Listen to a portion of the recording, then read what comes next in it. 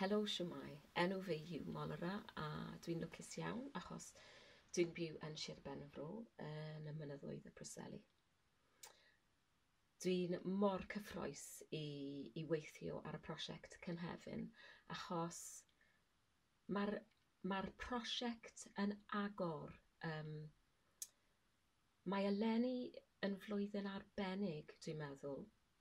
Mae pobl yn y byd ac yn Nghymru yn dechrau i meddwl llawr pethau fel gydraddoldeb, os chi'n cael wallt gwahanol, chi'n cael croen gwahanol. Mae pawb yn gallu teimlo perthyn. Mae pawb yn gallu cael llais ag yn hanes yn y byd nawr. Mae pawb yn arbennig.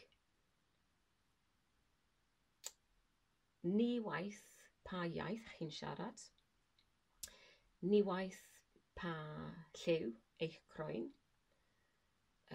ni waith pa crefydd chi'n cael. Mae'r Cynefin yn cyfle i creadigol, i dechrau a creadigol rhywbeth gyda'n gilydd, mwy caredig, i siarad gyda'n gilydd. Sa'n siŵr beth byddwn ni'n creu, ond dwi'n meddwl rhywbeth gyfartal, ie.